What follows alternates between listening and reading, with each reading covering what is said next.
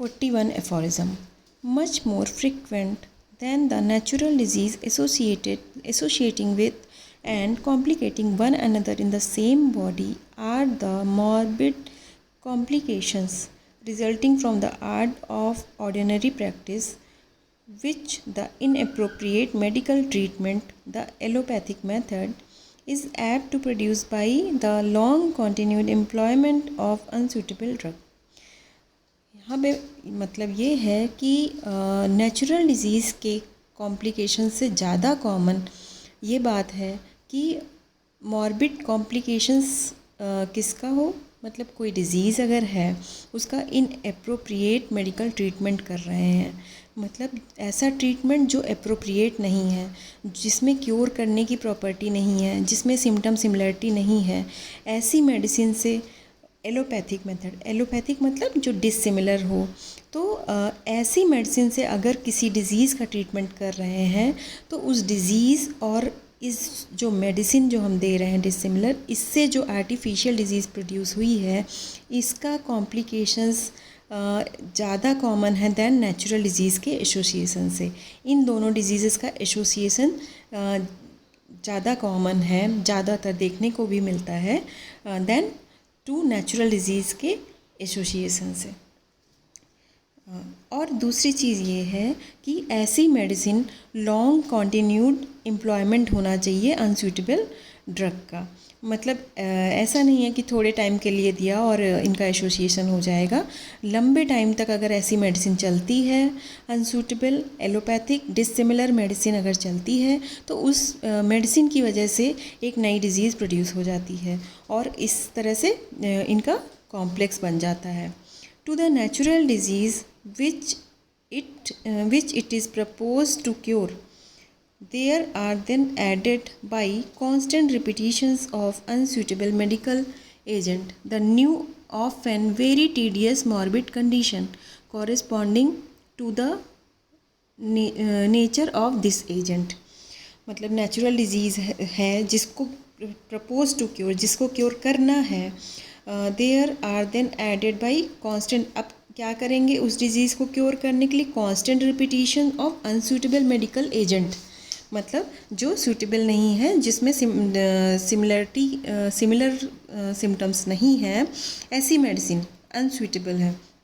तो ऐसी मेडिसिन से क्या करते हैं, कांस्टेंट रिपीटिशन अगर करते हैं तो न्यू डिज़ीज़ प्रोड्यूस होगी, जो कि क्या होगी, वेरी टीडियस मतलब बहुत हठी, जो जल्दी जाएगी नहीं किसी तरीके से, वो बनी रहेगी, एंड मॉर्बिड कंडीशन डेवलप होगी।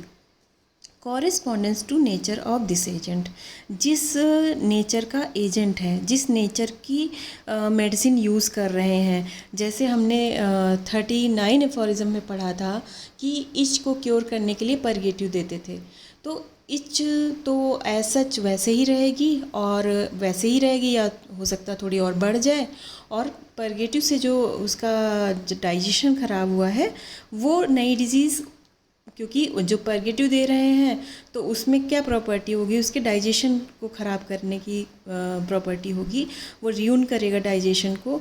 तो वो नेचर ऑफ दिस एजेंट का मतलब यहाँ पे ये है कि जो एजेंट दे रहे हैं, जो मेडिसिन दे रहे हैं, उसमें जो प्रॉपर्टी होंगी उस तरीके की डिज़ीज़ प्रोड्यूस होंगी। Which might be anticipated from peculiar power of the drug omitted. These gradually coalesce with and complicate the chronic malady। ये क्या होंगे, ग्रेजुअली धीरे धीरे कोलीज कर जाएंगे। कोलीज करने का मतलब ये नहीं है कि वो मिक्सअप हो जाएंगे, वो एक बॉडी में प्रेजेंट रहेंगे, अलग अलग प्रेजेंट रहेंगे, पर्टिकुलर लोकेलिटी पे प्रेजेंट रहेंगे और अपनी अपनी डिजीज़ को वो बढ़ाएंगे। Gradually coalesce and complicate the chronic malady. Chronic malady मतलब जो पहले से जिसका हमें ट्रीटमेंट करना था, उस मेलेडी को ये क्या करेंगे, कॉम्प्लिकेट कर देंगे। Which is dissimilar to them, क्योंकि ये डिसिमिलर है इसीलिए। Which they were unable to cure by similarity of action, that is homeopathically, क्योंकि इसमें क्योर करने की प्रॉपर्टी नहीं है, क्योंकि सिमिलरिटी ऑफ एक्शन नहीं है, जैसे कि होम्योपैथिक मेडिसिन में होता है। एडिंग टू, अच्छा होम्योपैथिक मेडिसिन में सिमिलरिटी होगी, ऐसा नहीं कि कोई भी होम्योपैथिक मेडिसिन जो है सिमिलर होगी। अगर सिम्टम है, कभी कभी क्या होता है किसी नाम से ट्रीटमेंट करते हैं कि अगर किसी को कोलिक है मान लिया, तो आंख बंद करके कोलोसिन नहीं दे सकते हैं, उसके सिम्टम्स मैच करेंगे। अगर सिम्टम्स उससे मैच कर रहे हैं तभी वो सिम्टम सिमिलरिटी होगी। ऐसा नहीं है कि कोई भी मेडिसिन दे दी तो वो होम्योपैथिक नहीं कहलाएगी। होम्योपैथिक का मतलब यह है कि सिमिलर मेडिसिन होनी चाहिए।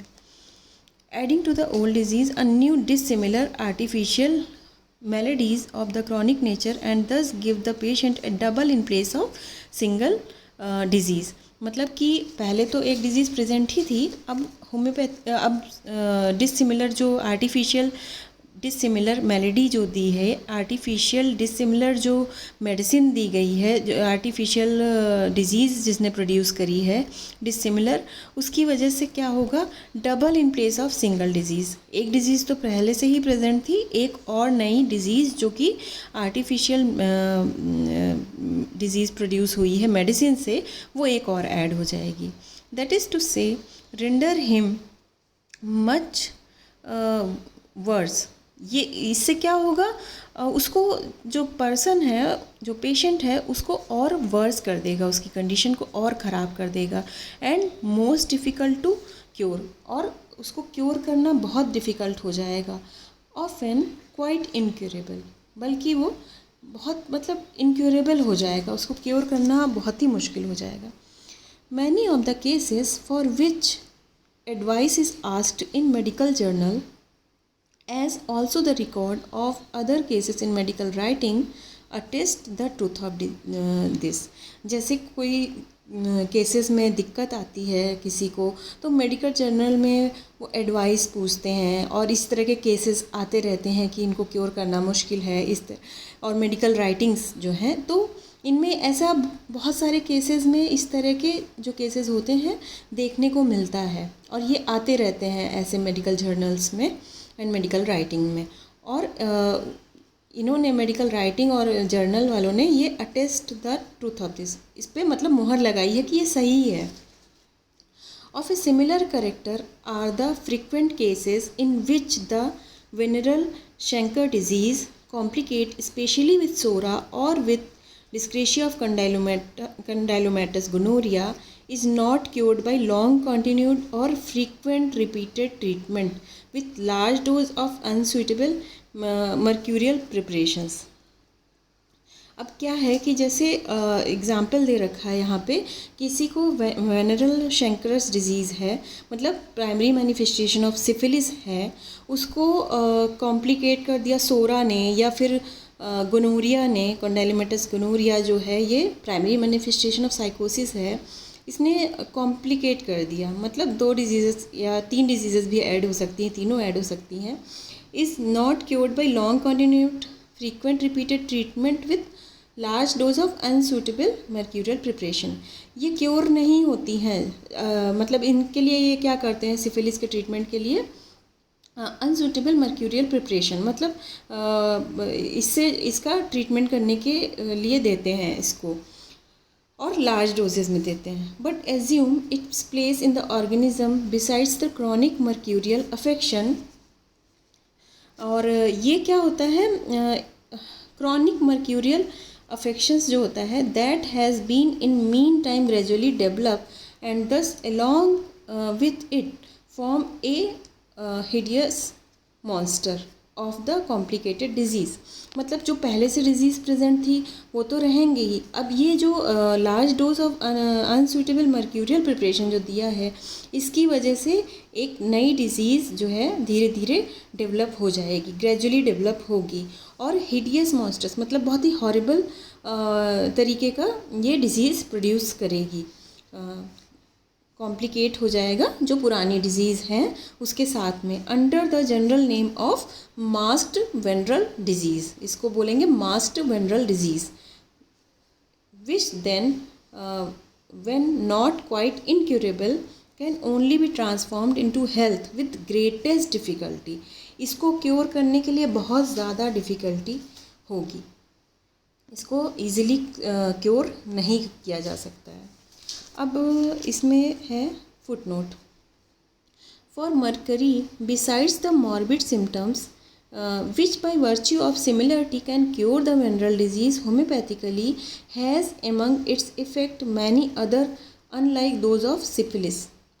For instance, swelling and ulceration of bone, which if it be employed in large doses causes new malady and commits great revenge in the body, especially when complicated with sora, as is so frequently the cases. अब mercury में जैसे इसको venereal disease को cure करने के लिए उसमें symptoms होते हैं जो कि सिमिलर होते हैं, लेकिन उसके अलावा उसमें swelling and ulceration of bone एक ये भी सिम्टम प्रेजेंट है. अगर उसको दे रहे हैं हम सिफिलिस के केस में तो क्या होगा, क्योंकि पूरी सिम्टम सिमिलैरिटी तो मिल नहीं रही है ना, तो उससे क्या होगा कि लार्ज डोज में जब हम इसको देंगे तो इसकी वजह से एक न्यू मेलेडी डेवलप हो जाएगी और वो क्या करेगी, ग्रेट